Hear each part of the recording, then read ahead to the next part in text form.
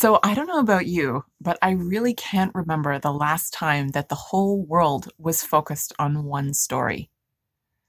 Even some of the bigger milestones of the last couple of decades, say the big blackout in 2003 or 9/11 in 2001, those mostly affected a handful of us in the world, mostly North America.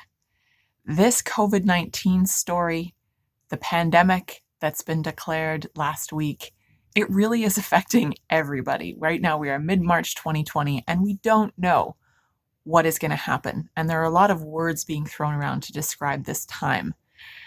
Challenging, unprecedented, these types of words get thrown around, unprecedented especially.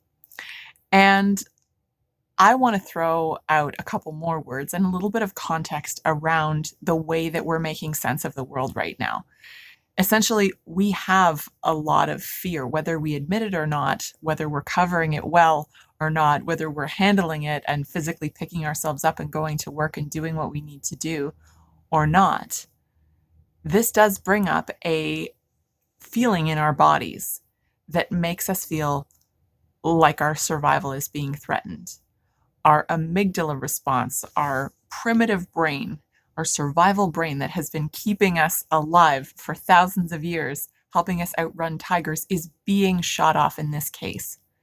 And it's bringing up that fear, and it is legitimized. I don't want to say let's downplay it and everything's going to be okay. For some people, this is literally a matter of life and death. Some businesses are going to go bankrupt. This is going to be a big time of challenge and disruption and stress and failure for people. This pandemic, this virus, and all of the measures that have come in with it are exposing weaknesses in our systems, and things are going to change. That is for sure.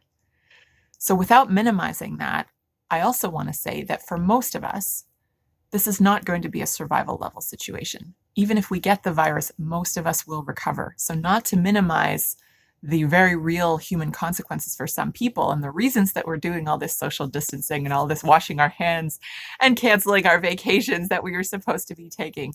I get it. I didn't get to go to Paris. That is a real champagne problem to have, literally.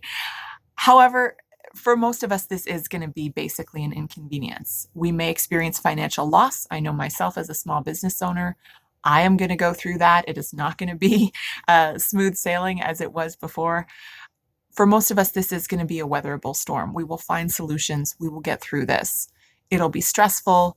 We may be working with thin margins. Some of my clients that I've spoken to are going through a very chaotic process this week. This is very stressful. The stress is real.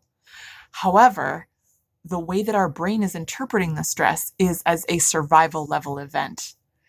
And so when it feels like a survival level event, it can cause us to do some nutty things. It can cause us to make irrational decisions. It can cause us to hide out. It can cause us to overeat. It can cause us to buy lots of toilet paper.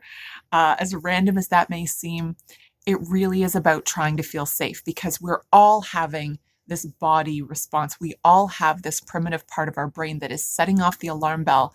And I think it's actually fascinating to watch how different people are coping with that. Some people are minimizing it. Some people are in denial, going about their lives, not changing their behaviors at all. Some people are going way into fear and over preparing. And that's okay. I mean, we're all going to get through this. We are going to weather this storm. We are going to get through it together. And I think it's great when we can understand the difference between the literal truth of the matter and what our primitive brains are telling us. And change, uncertainty, disruption, this is a fact of life. We're getting a very concentrated example of it with this situation that we're in right now. So wherever you are on the survival to thriving scale, in the freaked out to completely okay with it and grounded and feeling lovely in the moment, I see posts from people as well that they're feeling really grateful and that this is causing them to focus on everything they have. Wherever you are in that process right now, I want to wish you the best. I want to wish you peace and clarity. Don't get tricked by your survival brain into thinking that your world is going to end. things are going to go on, and your brain is wired for survival. Your brain is wired to resist change and to throw out the alarm bells. So be very vigilant when you're decoding those signals, figuring out what they mean, what they don't mean.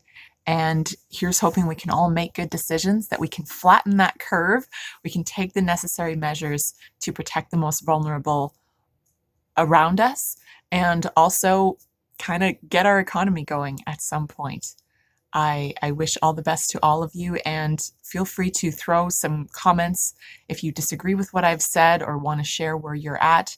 What's been helpful for you to get some clarity and to get some strength coming through this extremely challenging situation?